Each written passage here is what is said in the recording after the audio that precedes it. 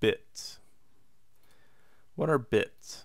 If I open up Photoshop and go to New Document, and I make a 1 inch by 1 inch by 10 resolution, okay? And I use this low resolution right now throughout these beginning videos because it closely illustrates things that happen in Photoshop behind the scenes that you're just not aware of at higher resolution values.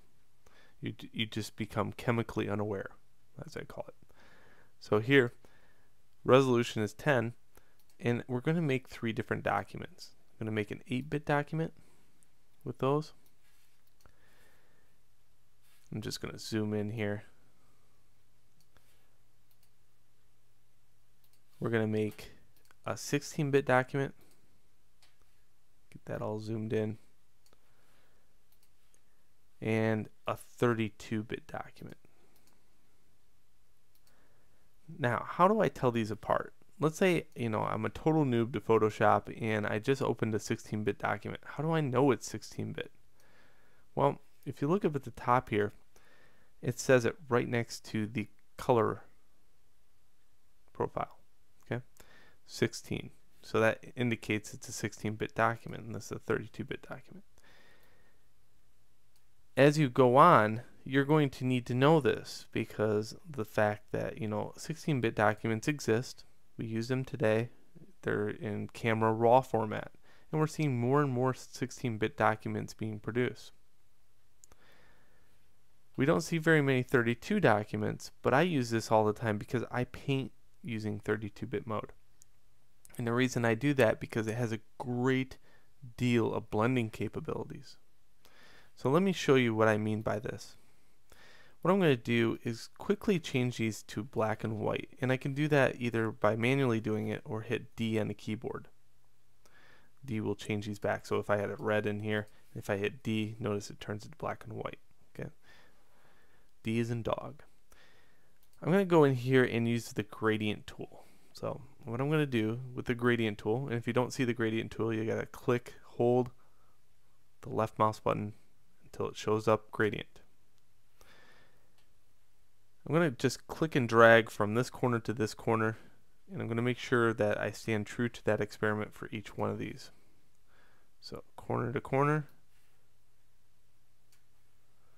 corner to corner.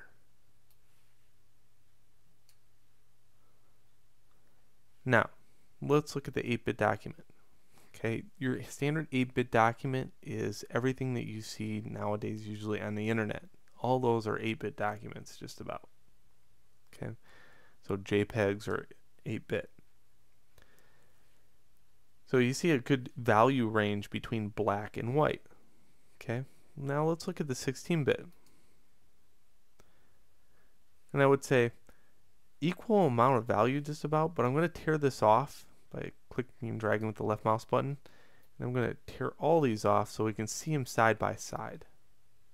And if I need to do this very quickly, what I can do is go to Window, Arrange, and I want to tile these. Okay. Now I can see them all side by side. I'm going to just kind of move this out of the way and then show my navigator.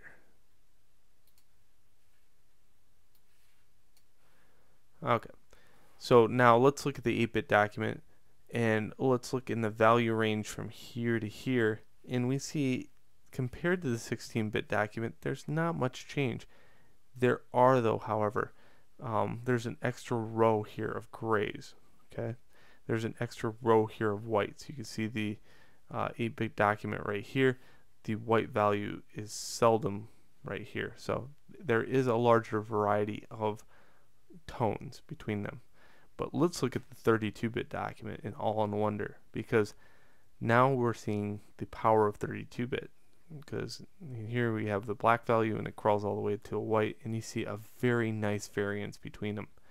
It's not so stark as the drop-off goes. So we're going to be using these a lot more than you would be in an average Photoshop class. I just know these a little bit more because I use them every day. So hopefully you could take advantage of that and take it away where you start thinking, well, if I did that in 16-bit mode, it would come out a lot cleaner or brighter, okay? And then I can copy paste it over to an 8-bit document, because that's what that mainly is. If I have a 32-bit document, there's some things that you can't do in a 32-bit document. Let's say I have the dodge tool. Dodge tool doesn't work, okay? When I make a new layer, there's certain things that I can't do. If you look here, these layer styles, they are not lit. I can't use some filters. I can't use a lot of these. So why would I use 32-bit mode if I can't use most of the tools? Well, again, you know, the blending capabilities is greater. And when I'm painting in Photoshop, it's nice because you don't cheat at all, because you can only use the brush tool and the smudge tool basically for this. And that's what's nice about it. You know, you're raised as an artist, and then you're not utilizing Photoshop to its 100% capability and keeping your artist side to you. So if I needed to use such tools, I could just simply, let's say I like this variance of gray. I can copy this, and in this case I have to copy merge because I have two different layers, and I'll get into that in here in a little bit. But if I want to paste this over here, I can, and I keep that value range and make it an 8-bit document. And now I can use such tools as the dodge tool.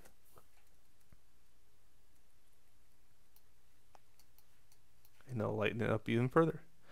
So as we go on, we'll learn those little tricks of the trade. So please move on to the next video where I can explain more.